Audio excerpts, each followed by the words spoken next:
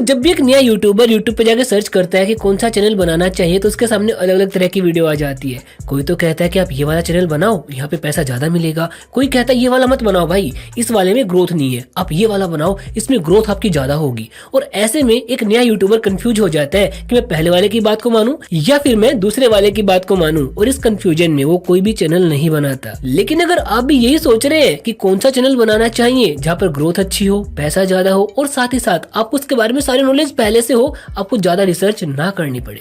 Hello guys, now welcome to let's begin. अगर आपने आज से पहले कभी भी यूट्यूब चैनल स्टार्ट किया ही नहीं है, बस सोच रहे हो कि मुझे करना है, या फिर आप ऑलरेडी कर चुके हो लेकिन आपका मन भर गया एक पर्टिकुलर तरह का कंटेंट बनाकर, और आपको लगता है कि मुझे मूव ऑन करना है किसी और कंटेंट पर जहां पर मैं लाइफ टाइम काम कर सकूं और मेरे पास कंटेंट भी बहुत सारा हो, तो आपको केवल 3 बातों का ध्यान रखना होगा। सबसे पहला, आपका इंटरेस्ट क्या है। सेकंड चीज कि उस कंटेंट में अर्निंग पोटेंशियल क्या है, और थर्ड थिंग कि उस कंटेंट में ग्रोथ पोटेंशियल क्या है। चलिए इन तीनों को प्रैक्टिकली समझते हैं ताकि आप 100% क्लैरिफिकेशन के साथ में ये डिसीजन ले सके कि आपको कौन सा चैनल बनाना चाहिए। सबसे पहले आपको आपके फोन में यूट्यूब ऐप को ही ओपन करना होगा।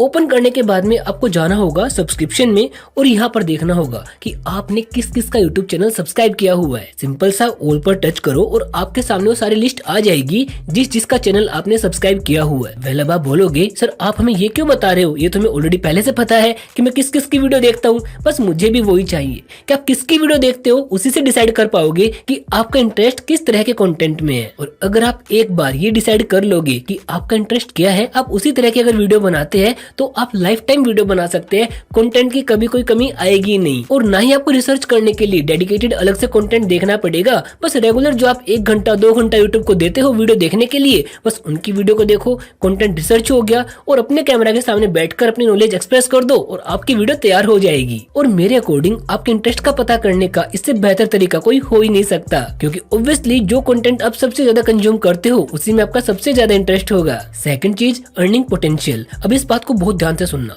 कुछ लोग बोलते हैं कि आप डेडिकेटेड एक कीवर्ड के ऊपर वीडियो बनाओ, लोन्स का, इंश्योरेंस का, डीमेट अकाउंट का, तो आपके ना बहुत तगड़ी अर्निंग हो जाएगी। और इसी चीज के चक्कर में जो बहुत सारे क्रिएटर्स है ना, वो चैनल बनाते हैं, 10-15 वीडियो बनाते हैं, उनको नॉलेज होती नहीं है, बस वो कॉपी पेस्ट करना स्टार्ट कर देते हैं, और एक टाइम के बाद जब उनके पास नॉलेज खत्म हो जाती है तो वो कोई भी कंटेंट नहीं बनाते और हिम्मत हार देते हैं। अगर उसी जगह पर जिसमें आपका इंटरेस्ट आप वो कंटेंट बनाते हैं तो भले से आपके 1 महीना लग जाए, 2 महीना लग जाए, लेकिन आपका चैनल एटलीस्ट ग्रो तो करेगा। और अगर वो ग्रो करता है तो साथ साथ आपके पास में रिवेन्यू आना भी स्टार्ट हो जाएगा। और यूट्यूब पर चाहे कोई भी कैटेगरी क्यों ना हो, चाहे वो किड्स की हो, चाहे वो म्यूजिक की हो, चाहे वो एंटरटेनमेंट की हो, चाहे वो फन की हो, कोई भी कैटेगरी क्यों ना हो, हर कैटेगरी में पैसा मिलता है। लेकिन यहाँ पर एक सबसे बड़ा मिथ मैं आपको दूर कर देता हूँ। कुछ लोगों को लगता है कि फाइनेंस में बहुत ज्यादा पैसा है। हाँ पैसा है, लेकिन वहाँ पर देखने वाले लोग भी तो कम है, वहाँ पर कंपटीशन भी तो ज्यादा है, और साथ ही साथ उस चीज की नॉलेज रखना भी हर एक के बस की बात नहीं है।